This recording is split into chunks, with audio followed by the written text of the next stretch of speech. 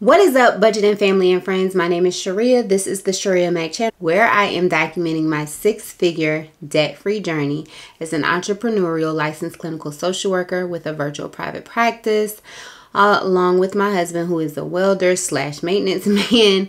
We are a family of 7, earning about $120,000 per year. I do monthly and weekly budgets as well as debt updates. And if you are interested in following my six-figure debt-free journey, be sure to subscribe so that you do not miss any of my budgeting and debt content. Today's video is December week 4's budget, and we will get right into it. Okay, so this budget goes from December 2nd to December 28th. And starting with the income was budgeted at $2,613.41. The actual income was $913.42 for me, $881.01 for my husband, and $1,152.26 from my part-time income. And then we started this week again with an overage or a bank balance of $346.70, which brought our actual income to $3,293.39. When we go down to savings, the same savings, $50 for me for $200 annually. I always forget. When I get paid for my part-time job, $75 does automatically go into my high yield savings account. My husband got $50. My M1 investments account got $10. Christmas for this week got $250, and we still exceeded our Christmas budget. I thought I was going to be able to record our Christmas budget, but I just never got around to it because I worked right up to the 22nd. My son was in school up until the 22nd, and when I got off on the 23rd, I didn't want to do anything. So my son got his routine $10. My daughter got her routine $50 that goes into her college fund.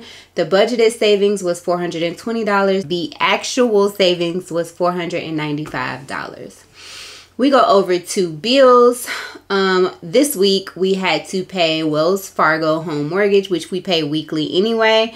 And that amount is $275.12, and the actual matched.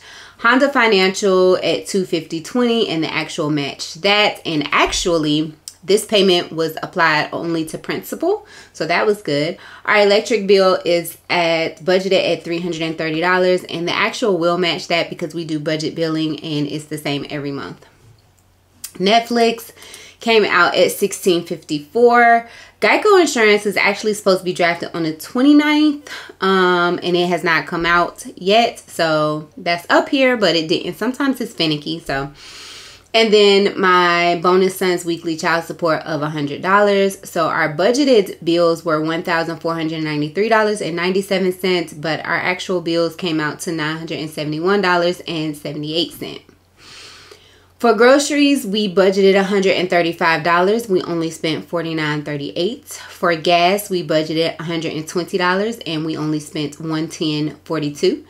For wax and nails, I no longer get my nails done. I do them at home. This is what they're looking like this week. But I do get my eyebrows and my mustache waxed, and I did not get that done. So that was $0. My boys are not getting their hair done, so that was $0. For toiletries, I only needed some hand soap, and I had a $10 gift card, so $4.31 for that. Household, we had budgeted $50, but we did not spend anything over there. Miscellaneous, we budgeted $80, and $62 came out, and that was actually for one of my business domains. When I originally set it up, I set it up based on my personal checking account, and so I need to go in and see. I meet with my CPA tomorrow to see how I can go about recouping that. My husband and I did not give ourselves any spending money. Fast food, we budgeted $50. We spent $40.84, and I believe that was on Chinese food again. And tithing, I budgeted $100, and I actually tithed 10% of what was distributed or deposited into my checking account from my part-time paycheck. So budgeted expenses came up to $610. Actual expenses were $382.18, which is definitely a plus. We move over to debt, and so on my Amazon Amex card, I had a balance of $23 because I had points on my Amazon Amex card that I used to purchase my bonus son a $30 gift card. When it took the balance out, $7 worth of points, it left a balance of $23. I immediately paid that off.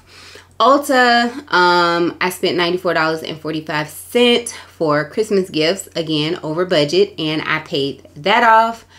My husband's, I thought the bill was $41.46, but it was actually like $58.80, but he paid $60, so that's what we paid. My PayPal, we didn't have a balance. City Cards had a balance of $50.38, and we paid $50.38.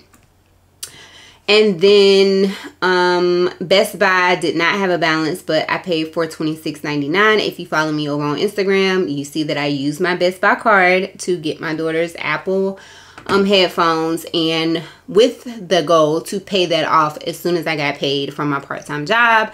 So I did pay that off. That was $426.99, again because we were over budget for Christmas. And then student loans, I did not budget that, but I do pay 15% of my part-time income towards my target student loan, which is student loan number 3. And so that came up to $172.84.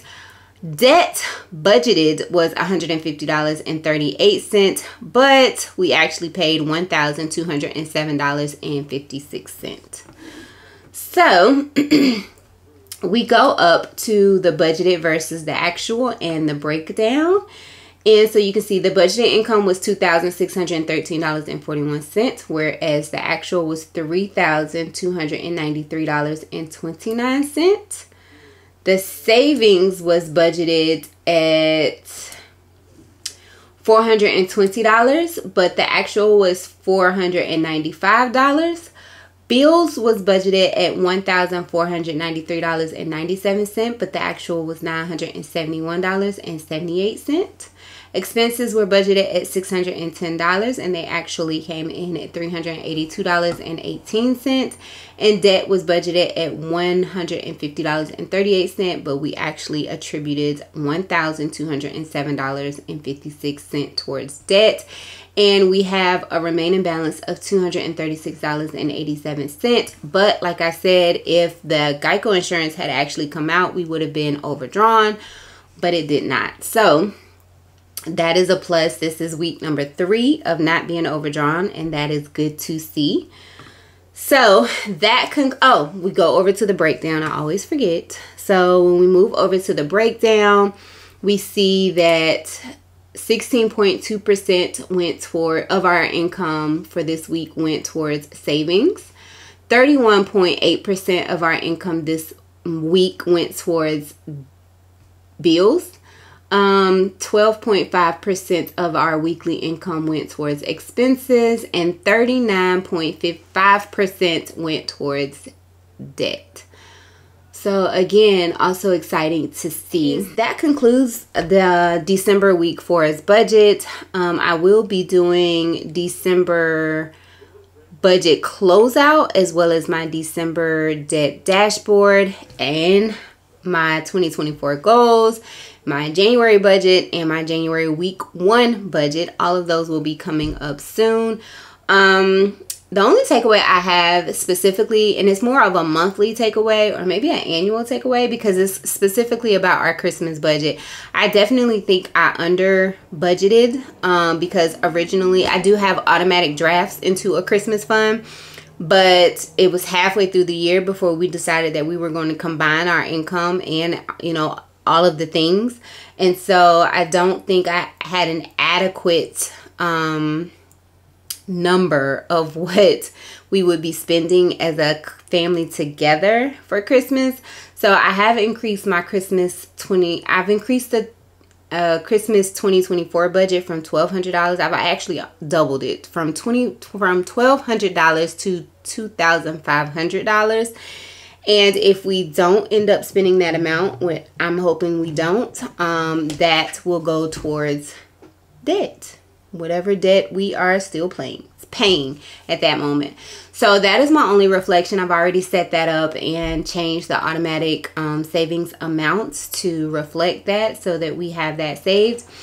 And that is it for week 4's budget. I'm excited to see where we land in January, and I'm excited to share what my 2024 financial goals are for January. So thank you so much for watching. Again, if you have any constructive criticism, be sure to list that down in the comment section below. If you have any questions about how I'm budgeting, why I'm budgeting, how I'm budgeting, or what I'm budgeting, then be sure to ask them down in the comment section below. This debt template is available for free download. You do not have to ask for permission. You should be able to just access it and then make a copy. So I'm continuing to get requests for permission.